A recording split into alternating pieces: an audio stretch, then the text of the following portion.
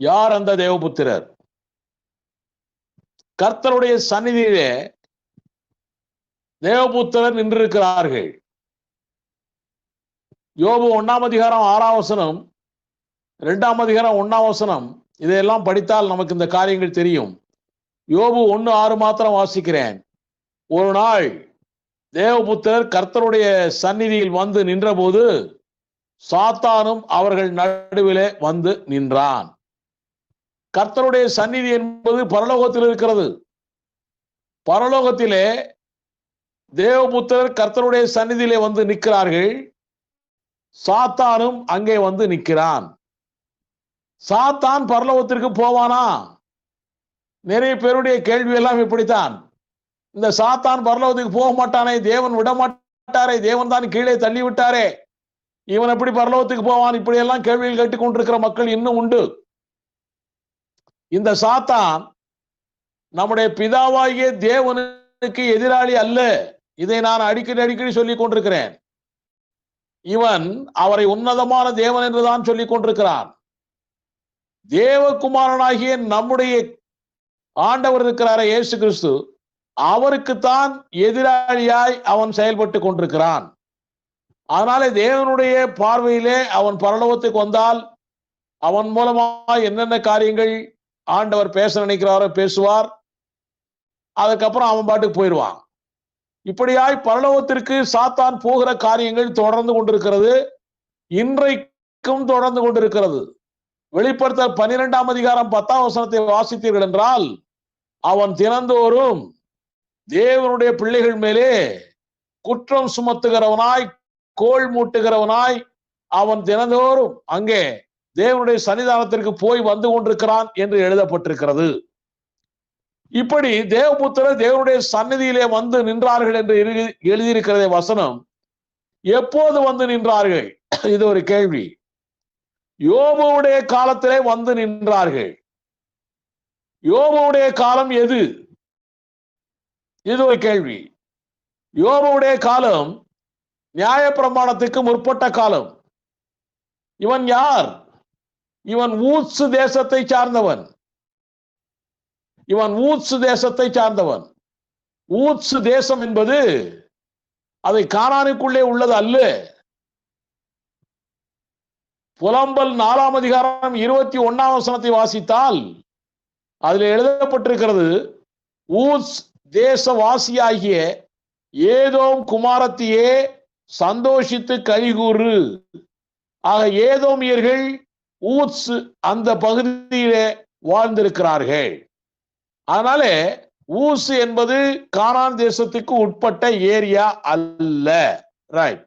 இந்த நோவா நியாயப்பிரமாணத்திற்கு, இந்த யோபு நியாயப்பிரமாணத்திற்கு உட்பட்டவனாய் இருந்தான் என்று நான் சொன்னேனே, அதற்கு இன்னொரு ஆதாரமும் சொல்லுகிறேன். இவன் யாக்கோபின் மகன் இசக்காருடைய 3வது மகன் என்று பலர் கருதுகிறார்கள். யாக்கோபுடைய மகன் இசக்காருடைய 3வது மகன் என்று கருதுகிறார்கள்.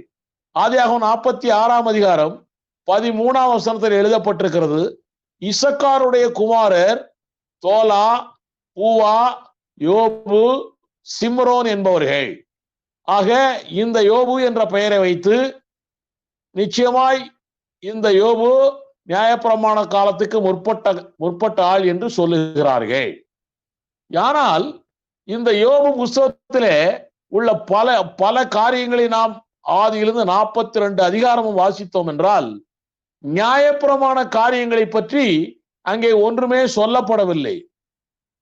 நியாயப்பிரமாண காரியங்களை பற்றி ஒன்றுமே சொல்லப்படவில்லை.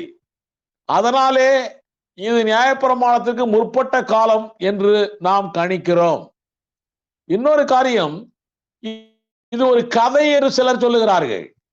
யோபுடைய விஷயமே ஒரு பெரிய கதை என்று சொல்லுகிறார்கள். இது கவிதையிலே எழுதப்பட்டிருக்கிறது. யோபுடைய புஸ்தகம் போயட்ரி. இது கவிதை என்கிறதுனாலே இதை கதை புத்தகம் என்று பலர் சொல்லுகிறார்கள். ஆனால் இது கதை புத்தகம் அல்ல, இது உண்மையான நிகழ்ச்சி.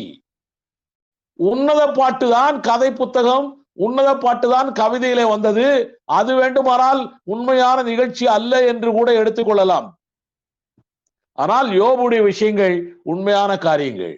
எப்படி இதை சொல்லுகிறோம் என்றால், எசேக்கியேல் 14ஆம் அதிகாரம் 14ஆம் வசனம் 20ஆம் வசனம், 14ஆம் அதிகாரம் 14ஆம் வசனம் 20ஆம் வசனம், யாக்கோபு 5ஆம் அதிகாரம் 11ஆம் வசனம், இதுல எல்லாம் நோவாவை பற்றி சொல்லப்பட்டிருக்கிறது, தானியேலை பற்றி சொல்லப்பட்டிருக்கிறது, கூடவே யோபுவை பற்றியும் சொல்லப்பட்டிருக்கிறது. அப்படியானால் நோவா என்ற ஒரு தேவ மனுஷன் இருந்தான் என்று நாம் அறிகிறோம், தானியேல் என்ற தேவ மனுஷன் இருந்தான் என்று அறிகிறோம், அப்படியே யோபு என்ற தேவ மனுஷனும் இருந்திருக்கிறான். இது கதை அல்ல.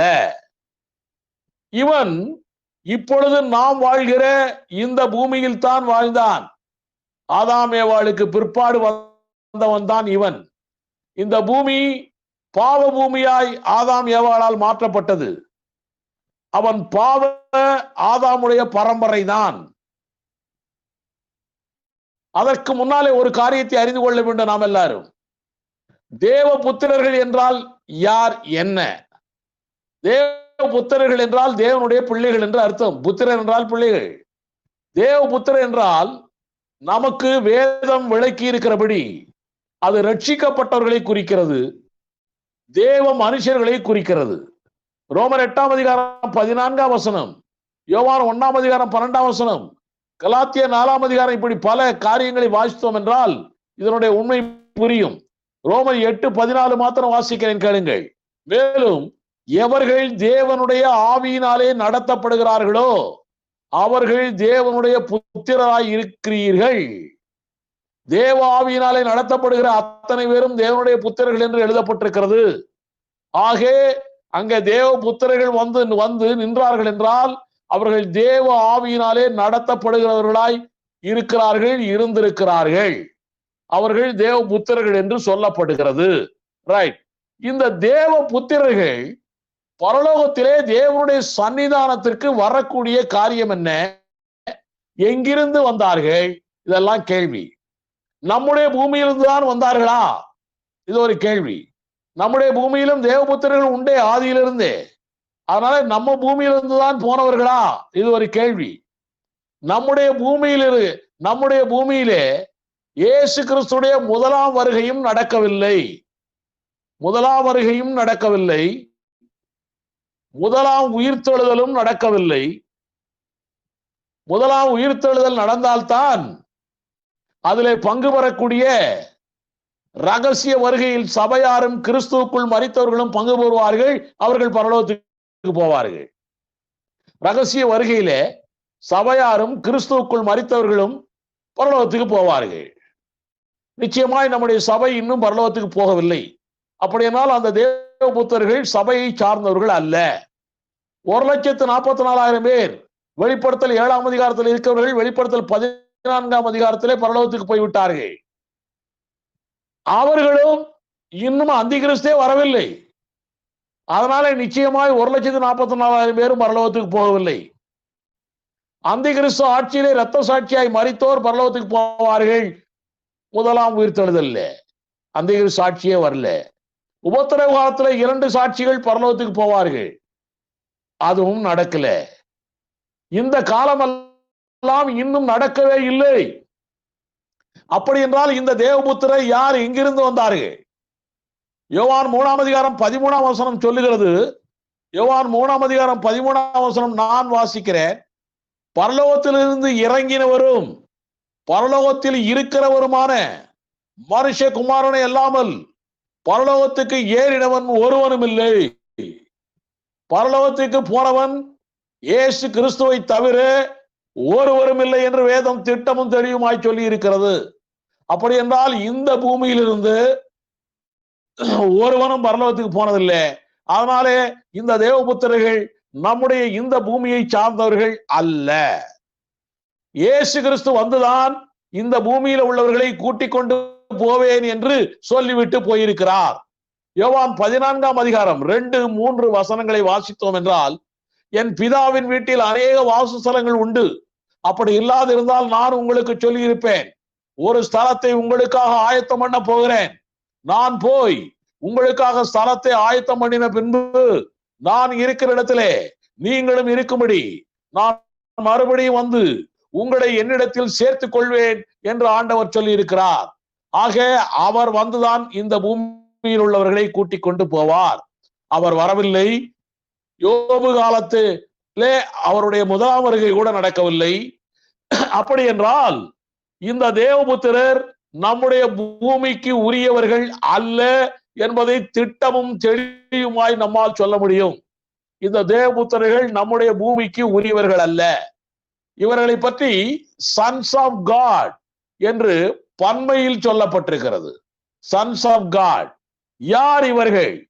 இன்னும் கொஞ்சம் அதிகமாய் இவர்களை பற்றி நாம் ஆராய்வோமே. பரலோகத்திலே 4 ஜீவன்கள் உண்டு என்று வேதம் சொல்லுகிறது. அவர்களும் இயேசுவினுடைய இரத்தத்தினாலே தேவனால் மீட்டுக் கொள்ளப்பட்ட ஜீவராசிகள் என்று அறிகிறோம். வெளிப்படுத்தல் 5ஆம் அதிகாரம் 8 முதல் 10 வசனங்கள் அப்படித்தான் சொல்லுகிறது. வாசிக்கிறேன். அந்த புத்தகத்தை அவர் வாங்கின போது அந்த 4 ஜீவன்களும் 24 மூப்பர்களும் தங்கள் தங்கள் சுரமண்டலங்களையும் பரிசுத்தவான்களுடைய ஜெபங்களாகிய தூபவர்க்கத்தால் நிறைந்த பொற்கலசங்களையும் பிடித்துக் கொண்டு ஆட்டுக்குட்டியாளருக்கு முன்பாக வணக்கமாய் விழுந்து, தேவரீர் புத்தகத்தை வாங்கவும் அதன் முத்திரைகளை உடைக்கவும் பாத்திரராய் இருக்கிறீர். ஏனெனில் நீர் அடிக்கப்பட்டு சகல கோத்திரங்களிலும் பாஷைக்காரரிலும் ஜனங்களிலும் ஜாதிகளிலும் இருந்து எங்களை உம்முடைய இரத்தத்தினாலே மீட்டுக் கொண்டு எங்களை தேவனுக்கு முன்பாக எங்களை ராஜாக்களும் ஆசாரியர்களும் ஆக்கினீர். நாங்கள் பூமியிலே அரசாடுவோம் என்று புதிய பாட்டை பாடினார்கள் என்று எழுதப்பட்டிருக்கிறது. அப்படி என்றால் அந்த 24 மூப்பர்கள் மாத்திரம் அல்ல, இந்த 4 ஜீவன்களும் தேவனுடைய இரத்தத்தாலே மீட்கப்பட்டவர்கள் என்று சொல்லப்படுகிறது. இந்த 4 ஜீவன்களும் ஆஞ்சலிக் ஃபார்ம்ல இருந்ததாக ஒரு சில வேத வல்லுநர்கள் சொல்லுகிறார்கள். ஆனால் இவர்கள் தேவனுடைய இரத்தத்தினாலே இவர்கள் மீட்கப்பட்டிருக்கிறார்கள். அவர்கள் சொல்லுகிறார்கள், நாங்கள் பூமியிலே அரசாடுவோம் என்று புதிய பாட்டை பாடினார்கள் என்று. ஒரு சில புதிய நியூ டெஸ்டமென்ட் மேனுஸ்கிரிப்ட்ல இவர்கள் ஒரு ஆஞ்சலிக் ஃபார்ம்ல இருக்கிறவர்கள். இவர்கள் நாங்கள் எங்களை ரட்சித்தீர், எங்களை இரத்தத்தினாலே மீட்டெடுத்தீர் என்ற வார்த்தைகள் எல்லாம் இல்லை என்று ஒரு சில வேத வல்லுநர்கள் சொல்லுகிறார்கள். இவர்கள் தூதர்களை போன்றவர்கள், இவர்கள் மனிதர் அல்ல, தூதரும் அல்ல என்று சொல்லுகிறார்கள்.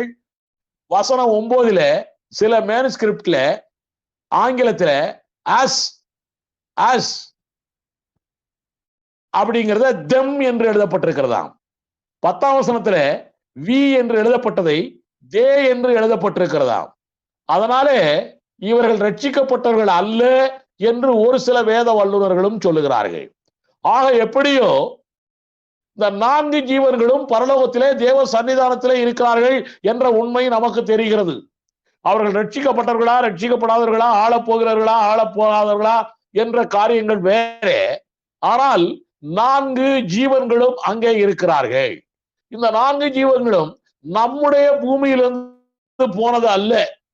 ஏனென்றால் நான் முதல்ல சொன்னேன், இன்னும் ரகசிய வருகை நடக்கவில்லை, அந்தி கிறிஸ்து வரவில்லை, ஒரு காரியம் நடக்கல. அதனால நிச்சயமாய் நம்முடைய பூமியிலிருந்து போகல. அப்படி என்றால் இந்த தேவபுத்திரர்களும் இந்த 4 ஜீவன்களும் எங்கிருந்து வந்தார்கள்? இது ஒரு பெரிய கேள்வி.